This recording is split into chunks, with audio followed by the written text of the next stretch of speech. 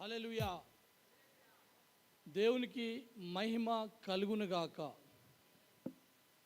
దేవుడు అసలు ఈ లోకానికి ఎందుకు రావాల్సి వచ్చింది మీ అందరికీ తెలుసు.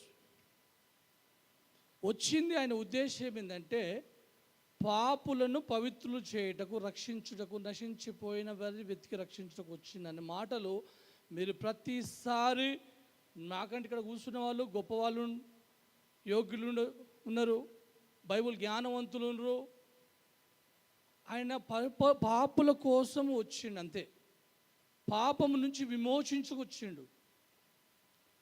రెండు మాటలు ఏం చెప్పాలంటే, పాప విషయం, ఆదాము పాపం చేస్తే తోటల నుంచి బయటకు వెళ్ళగొట్టిండు దేవుడు. పాపం మెయిన్, పాపం కారణమే పాపం. మనిషిలో పాపము, నేను చెప్పేది ఒకటే, పాపము. మన ఆశీర్వాదాలకు అడ్డు వచ్చేది పాపము, మన శాపాలకు కారణము పాపము అంట నేను.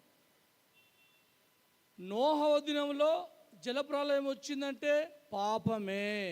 నోహ మొత్తుకుంటూ చెప్పిన వినలేదు. మోషే ప్రార్థిస్తే ఇజ్రాయెల్ విడిపించిండు. దేవుని మాటని వినని ఇజ్రాయెల్లో రాలిపోయిన 6 లక్షల మంది. ఉట్టిగా దేవుడు చంపేయలే. పాపమే, పాపమే మీ అంతము కారణమైంది. దేవుడు హెచ్చరించిండు, పాపము నుంచి విడిపించబడాలి చెప్పిన ఆయన అద్భుతములు చూసిండ్రు, ఎవ్వరు వినలేదు. దేవుడు నాశనం చేసి పడేసిండు. ఒకటి పాపము కారణం. దానికి నినివే ప్రజలపై ఉగ్రత వచ్చింది, పాపమే. దావీదు మీదకి వచ్చింది, దావీదు పనికిరానోడు. గొలియాతుపై జయమిచ్చింది దేవుడు. మంచిగున్నప్పుడు దేవునికి లోబడ్డప్పుడు జయమిచ్చిండు. ఆశీర్వదించినప్పుడు పాపములు పడ్డ దావీదు నాశనమైండు. పిల్లలు పాపములు పడ్డరు, పాపమే. ఎన్నిటి కారణము పాపము. మీ అందరిలో ప్రథమ పాపం నేను, పురుగు లాంటి వాడిని నేను. ఈరోజు ఇక్కడ ఈ స్టేజ్ మీద చెప్పడానికి కారణం నా స్థితి, నా బ్రతుకును మార్చిన దేవుడు. దేవుడు ఆశీర్వదించడం గొప్పతనం కాదు. అందరూ హిందువులు, బయట ఉన్న అందరూ కోటేశ్వరులు, చాలా ధనవంతులు ఉన్నారు, అది కాదు గొప్ప విషయం. పాపం నుంచి విడిపించబడాలి. ఎవరైనా బాగుపడవచ్చు, డబ్బులు అందరికీ ఉన్నాయి, లేవని కాదు. ముందు మనకు పాపము, నిత్యరాజ్యం అంటే పాపం నుంచి విడిపించబడాలి. అయితే పస్తాల నేను విలేజ్లో ఉంటా. నేను నాకు బ్రతుకు ఏంటంటే, ఒక బీద కుటుంబం నాది. నేను జీవిస్తున్న స్థితి దరిద్రము, లోకము. కంట్రోల్ బియ్యం చంద్రబాబు పరిపాలించే టైంలో తినడానికి కంట్రోల్ బియ్యం, పనికాహార పథకం కింద కంట్రోల్ బియ్యం ఇచ్చిండ్రు. ఆ కంట్రోల్ బియ్యమే తినుకుంటూ ఉన్న కష్ట జీవితము. ఆటోదోలు ఫస్ట్ ఫోటోగ్రాఫ్ చేస్తున్న, అవుట్డోర్ ఫోటోగ్రాఫు. విలేజ్ తిరుక్కుంటూ ఫోటోలు దింపితే దాని వచ్చే 20-30 రూపాయలతో అట్లా జీవితం సాగేది. తర్వాత ఆటో తోలుతున్న నా బ్రతుకు కష్టం చాలా. కంట్రోల్ బియ్యం తిన్నామంటే పుచ్చిపోయిన పురుగుల బియ్యం తిన్న బ్రతుకు మనది. నా స్థితి అది. స్థితిగతులు మార్చి అయితే ఆటో తోలుకుంటూ జీవనం, ఆ ఫైనాన్స్ కట్టడానికి కూడా పైసలు లేని స్థితి. ఆటో గుంజుకపోయినరు, మళ్ళీ అప్పు తెచ్చుకున్న, కష్టం సాగిస్తున్న కొద్ది రోజులు, కొన్ని నెలల తర్వాత ఆంధ్ర నుంచి ఒక సేవకుడు నా దగ్గరకు వచ్చిండు. మా ఊరి విలేజ్కి వచ్చిండు. నేను సిఎస్ఐలో ఉంటుండే. నా సంఘం సిఎస్ఐ, మా తాత సేవకుడు, నేను చూడలేదు కానీ. అయితే మేము సిఎస్ఐ నుంచి బయటకు వచ్చి సువార్త సేవ విషయమై ఆ సేవకుడు మమ్మల్ని తీసుకుపోతుండేది. నాకున్న ఆశ ఏంటంటే, సేవ చేస్తులు అంటే నాకు కొంచెం బాగా ఇష్టం. ఏసైని ప్రకటింపజేయాలి చేసేవాళ్ళు అంటే నాకు బాగా ఇష్టపడతా. సరే, నేను ఏ విధంగా ఉన్నదనేది కాదు, అప్పుడున్న ప్రేమ ఏంటంటే ఏసైని చెప్తూ కావాలి. అయితే ఆ సేవకుడు ఏం చేసి చెప్తుండేది. నేను లోకంలో తిరుగుతుండేది, మన పనులు మనకే ఉండేవి. కొద్ది రోజుల తర్వాత ఆ సేవకుడు ఏం చేసిండంటే, మంచి వండుకుంటూ, పుష్పరాజ్ నువ్వు దేవుని సంధికి రాయే, నమ్ముకో, మంచిగా ఉంటావు, దేవుడు నేను గొప్ప చేస్తాడు అని కొన్నిసార్లు చెప్పేది. లక్ష్య పెట్టకపోయేది. సరే, చెప్పి 2-3 సార్లు చెప్పిండు. విశ్వాసంతో నేను స్టార్ట్ అయిన ప్రార్థనకు పోవడం, మంచిగా ప్రార్థన జీవితం గడపడం, పాపాన్ని ఒప్పుకోవడం, మంచి జీవితం జీవిస్తున్న కొద్ది రోజుల్లో స్టార్ట్ చేసింది దేవుడు. ఆ సేవకుడు దేవుడు నిన్ను ఆశీర్వదిస్తాడు ఖచ్చితంగా చెప్పిండు. నమ్మిన మాట, నమ్మువానికి సమస్తం సాధ్యం. నమ్మండి మీరు.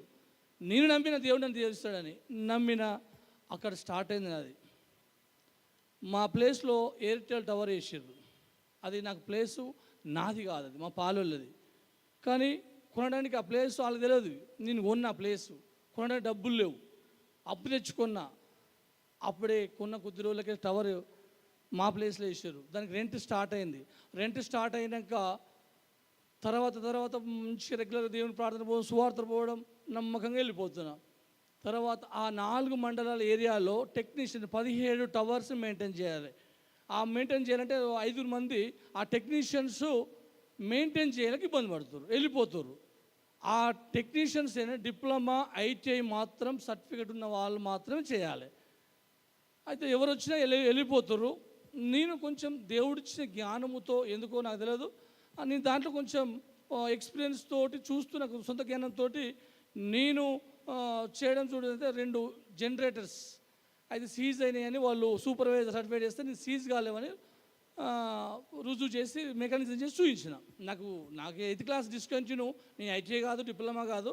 దేవుడు ఇచ్చినది ఎందుకో మరి ఆయన ఆశీర్వదించదలుచుకుంటే మనకి ఏ విధంగానైనా మార్గం చూపెడతాడు. నువ్వు నమ్మితే, నమ్మకపోతే చూపించాడు, నమ్మితే మార్గం చూపెడతాడు. ఆ రకంగా నాకు దాంట్లో వాళ్ళు వెళ్ళిపోయినారు.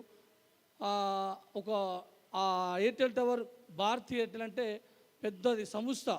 దానికి ఆ జిఎంకు నన్ను అప్రూవ్ చేసారు. పలానా ఏరియాలో పుష్పరాజు మాత్రం చేయగలుగుతాడు, ఆయనకు స్టడీ లేదు కానీ మెయింటైన్ చేయగలుగుతాడు, 4 మంటలు చేసేంత దేవుడు ఉన్నదని చెప్పారు.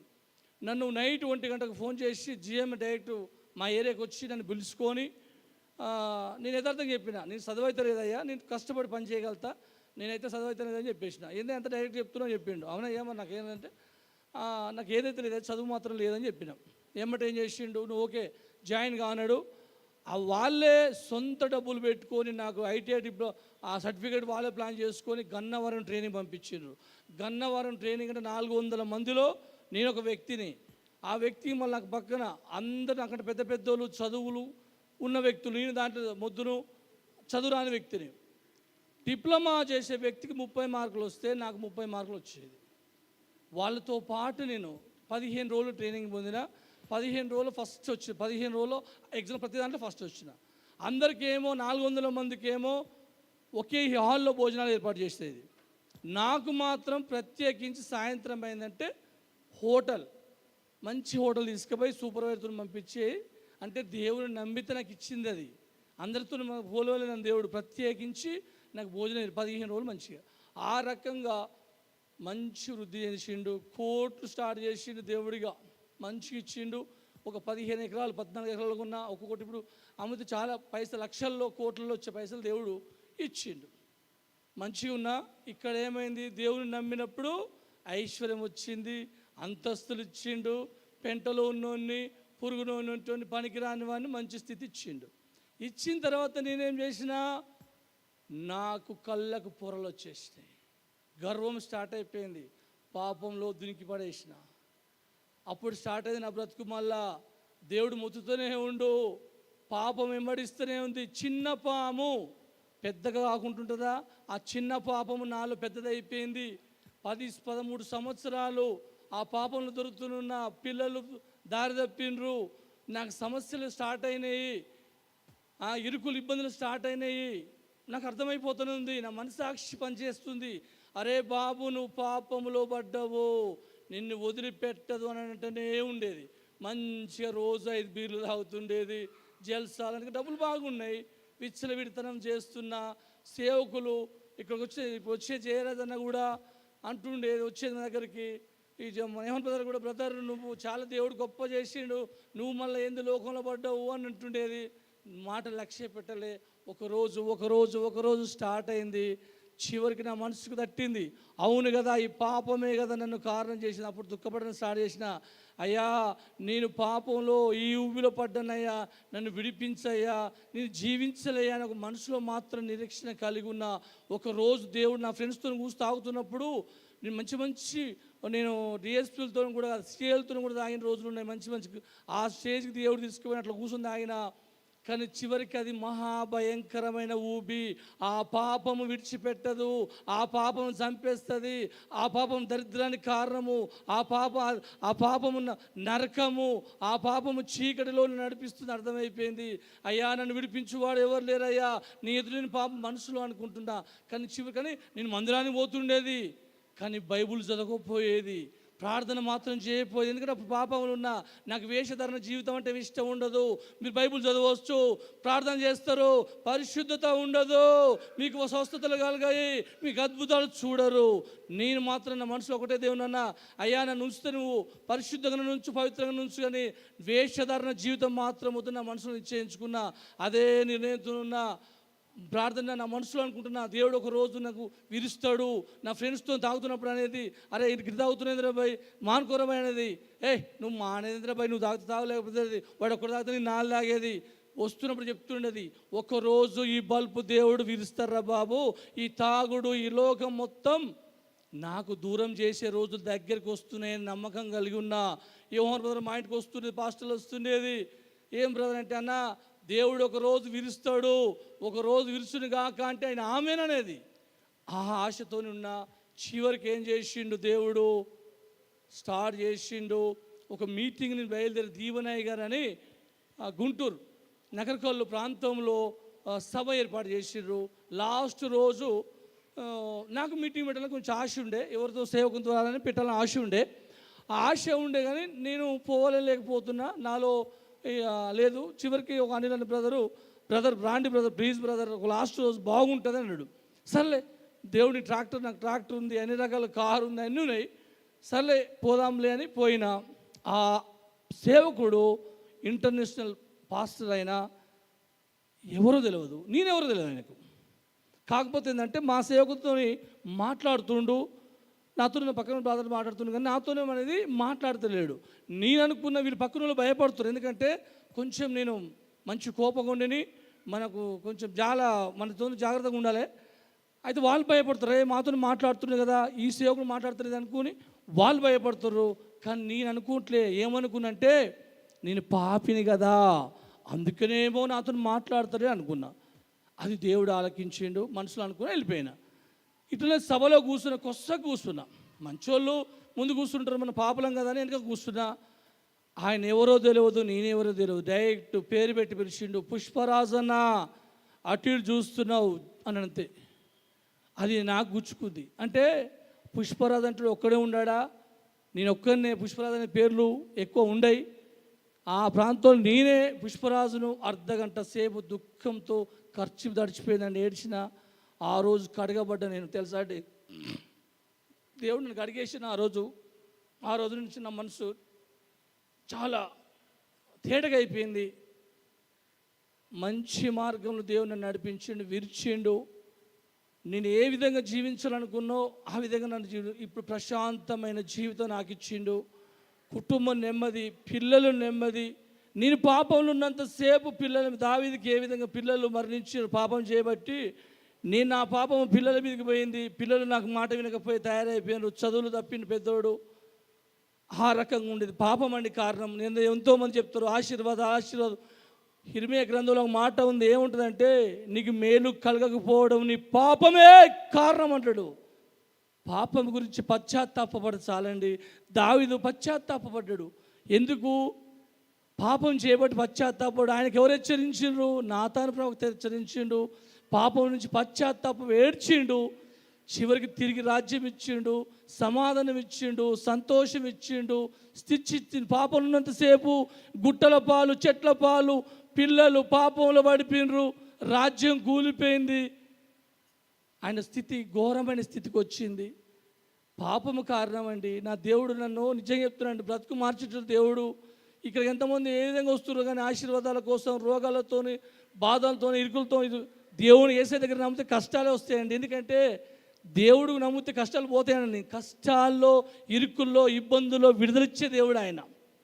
స్వస్థతలు వస్తాయి. స్వస్థతలు, మనకు రోగాల కారణం ఫస్ట్ ఏంది? మన దరిద్రానికి, శాపాలకు కారణం ఏంది? పాపమే కారణం. ఆ పాపాన్ని ఈ రాత్రి నువ్వు ఒప్పుకో. దేవుడు నేను గొప్ప చేయకపోతే, విడుదల కలగ చేయకపోతే విడుదలని అడగని చెప్తున్నా. దేవుని పరిపూర్ణంగా నమ్ము, నిన్ను అందరిలో గొప్ప చేస్తాడు. నిన్ను సిగ్గుపరిచిన వారిని ఎదుట గొప్ప చేస్తాడు. నిజమమ్మా, మన దేవుడు జీవం గలవాడు, మన దేవుడు పరిశుద్ధుడు, మన దేవుడు పాపము లేనివాడు, పాపలు రక్షించుకొచ్చాడు. అది గ్రహించండి. రెండు వేషధారణ జీవితం చూడడు దేవుడు. పైకి భక్తి ఉంటుంది, లోపట పరిశుద్ధత ఉండదమ్మా. అలాంటి వాళ్ళకి మీకు మేలులు కలగాయని చెప్తున్నా. డైరెక్ట్ మీరు ఏమన్నా అనుకోరి, నేను అనుభవించినా. మీరు బైబిల్ చదువుతున్న వాళ్ళు చాలా వివేచనతో చూరి, ఆ గ్రంథాన్ని పరిశీలించురి. నీ బ్రతుకు మొత్తం మారుస్తుంది. నీ బ్రతుకు మొత్తం నిలబెట్టేది అదే, స్థిరపరిచేది అదే, బలపరిచేది అదే. వాక్యము ఖడ్గమై ఉందమ్మా. నిజంగా చెప్తున్నా బ్రదర్స్, నేను నిజంగా అనుభవించిన పాపాన్ని. పాపము నిన్నెన్నడు వదిలిపెట్టదు. ఒకరోజు మరణానికి అప్పచెప్తుంది. విడిపించువాడు ఎవడు లేడు నిన్ను, నా యేసు తప్ప. ఒప్పుకోండి అమ్మా, ఒప్పుకోండి దయచేసి. మహాభయంకరమైన రోజులు వస్తున్నాయి. ఆ రోజులు విడిపించే రోజులు కాదు. చూస్తున్నాము యాక్సిడెంట్లు, బస్సులు తగలబడుతున్నాయి, ప్రళయాలు వస్తున్నాయి, భూకంపాలు వస్తున్నాయి. లక్ష్య పెట్టకు. అదే రాజు. పాపులు ఏడ్చే రోజు పాట కూడా ఉన్నట్టుంది. ఆ పాట, పాపులు ఏడుస్తారు, అబద్ధికులు అడుస్తారు, వ్యభిచారులు ఏడుస్తారని ఉంది. తప్పించే నాదుడు ఎవరుంటాడు? తల్లి జాడ పిల్లకుండదు, పిల్ల జాడ తల్లికుండదు. జాగ్రత్త అండి. నా మాటలు మీకు ఇబ్బంది కలిగిస్తారని క్షమించండి. దయచేసి మీ చేతులెత్తి దండం పెట్టి చెప్తున్నామ్మా. మిమ్మల్ని ఈరోజు చెప్తున్నా కదా, నన్ను నిలబెట్టింది ఆయనమ్మ. మీ పాపమే అమ్మ కారణము. దయచేసి మీరు పశ్చాత్తాపపడండి. మీకు దేవుడు అద్భుతం చేస్తాడు, మీకు విడుదల ఇస్తాడు, మీకు మనశ్శాంతి ఇస్తాడు, నెమ్మది ఇస్తాడు. ఇలా నిలబడి అనేకులకు చెప్పాలని మీకు కూడా కృపనిస్తాడమ్మా. దయచేసి బ్రదర్స్ ఆలోచించండి. నేను కూడా ఎంత తెలుసా, నాకు ఆశ ఒకటే ఉంది తెలుసా, ప్రార్థన చేయండి. 100 సభలు నేను పెట్టాలని నా కోరిక. సువార్త సభలు నాతో పెట్టిస్తాడు దేవుడు, నాకు నమ్మకం. నా బ్రతుకు తెలుసా, నేను జీవితకాలం అంతా ఆయన సభలు, ఆయన సువార్త ప్రకటింపజేయాలని నా ఆశ నెరవేరుస్తాడు. మీరు కూడా అలా ఆశ కలగండి, మిమ్మల్ని గొప్ప చేస్తాడు. నేను చెప్పేది నిజము. దయచేసి నమ్మండి. ఈ కొద్ది సాక్ష్యం దేవుడు మీ ఆత్మీయులను బలపరచును గాక. Praise the lord. దేనికి మహిమ కలుగును గాక.